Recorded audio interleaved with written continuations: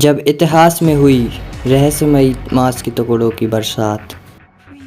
The Kentucky meat shower. इतिहास में हुई जब रहस्यमयी मांस के टुकड़ों की बरसात। इतिहास में अक्सर कई ऐसी घटनाओं का जिक्र हुआ है जो कि साइंटिस्ट और एक्सपर्ट्स के लिए रहस्य बनी हुई है। ऐसी ही रहस्यमयी घटना 18वीं शताब्दी में अमेरिका के एक राज्य में देखी गई थी। वैसे तो यह घटना किसी बारिश की तरह दिखाई देती है, लेकिन इस बारिश में पानी की बूंदों की बजाय मांस के टुकड़े आसमान से ज़मीन पर गिर रहे थे। आज आप इस वीडियो में इस मिस्टीरियस इंसिडेंट और इससे जुड़ी रिसर्च के बारे में जानेंगे। तो चलिए शुरू करते हैं।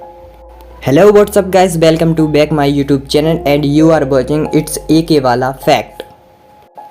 3 मार्च 1876 को करीब 11 से 12 बजे के बीच में अमेरिका के एक राज्य केंटकी के अंदर कुछ मिनटों के लिए आकाश से अचानक मांस के छोटे छोटे टुकड़ों की बरसात होने लगी। मांस के टुकड़ों की बरसात केंटकी में स्थित बाथ काउंटी के पास रैंकिन नाम की बस्ती के अंदर हुई थी। कुछ फैक्ट्स की माने तो यह टुकड़े लाल मांस के टुकड़े थे।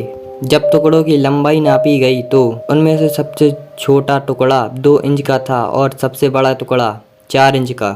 अचानक हुई मांस के टुकड़ों की बारिश का रहस्य और मांस के टुकड़े किस जीव के थे, दोनों बातों को जानने के लिए बहुत से एक्सपर्ट्स ने अपने अपने तरीकों से इस रहस्यमयी घटना की जांच शुरू कर दी। विशेषज्ञों ने अपनी अपनी जांचों के अनुसार इस घटना के संदर्भ में कई मत दिए, क्योंकि विशेषज्ञों के सभी मत एक काल्पनिक सोच पर आधारित थे, इसलिए किसी भी मत को इस घटना का सही कारण नहीं माना गया। लेकिन ज़्यादातर एक्सपर्ट्स जो एक मत पर राजी थे वो गिद्ध सिद्धांत था, द ईगल लॉ। इस सिद्धांत के अनुसार मांस के टुकड़ों की बारिश गिद्धों की उल्टी करने की वजह से हुई थी।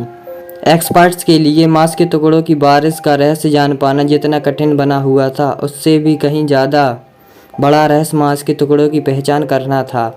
मांस के टुकड़े वास्तव में किसी जीव के थे, यह आज तक एक रहस्य बना हुआ है।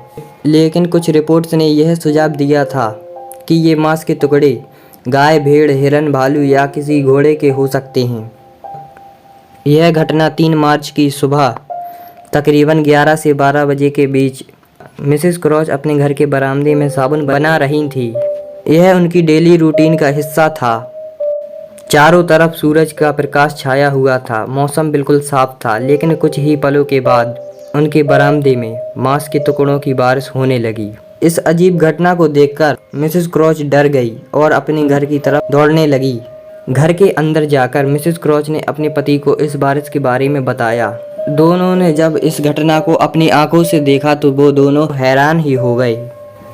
मांस के टुकड़े किसी बारिश की बूंदों की तरह उनके बरामदे में गिरते ही जा रहे थे। कुछ मिनटों बाद मांस के टुकड़ों की यह बारिश अपने आप थम गई।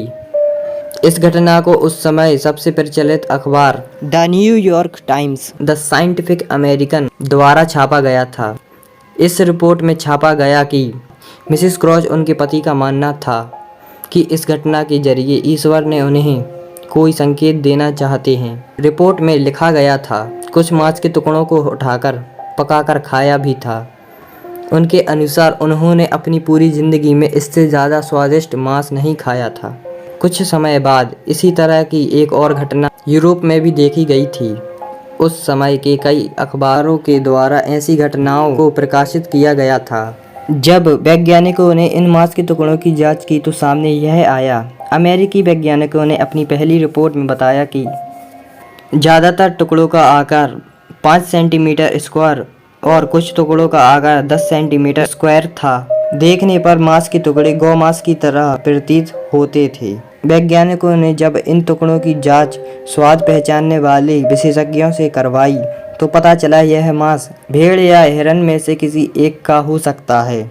लेकिन डॉक्टर लियोपोल्ड ब्रांडीज वैज्ञानिकों की इस थ्योरी से सहमत नहीं थे। उनका मानना था कि यह मांस के टुकड़े किसी साइनोबैक्टीरिया का रूप है।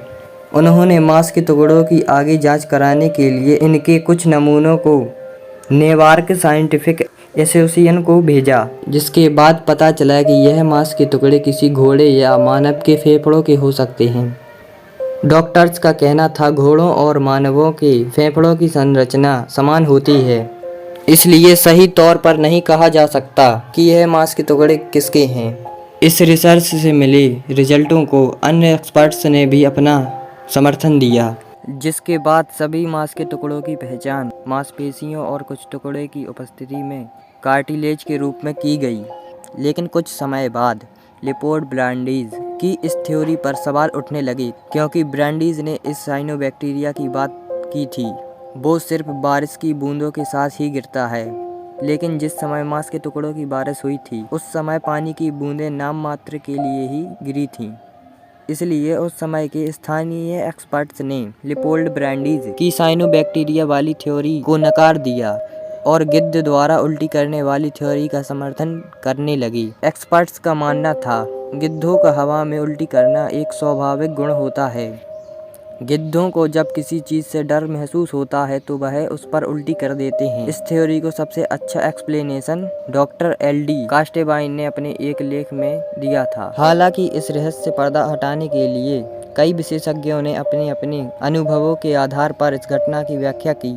लोगों के सामने अजीब अजीब सी थ्योरी भी आईं। बावजूद इन सभी थ्योरीज के उस दिन मिस्टर क्रॉच के बरामदे में हुई मांस के टुकड़ों की बारिश कैसे और किन कारणों की वजह से हुई, यह विशेषज्ञों के लिए आज तक रहस्य बना हुआ है। तो फ्रेंड्स, आपको वीडियो पसंद आई हो तो लाइक करें और चैनल पर नए हैं तो सब्सक्राइब करना ना भूलें और कमेंट में बताएं वीडियो कैसी लगी।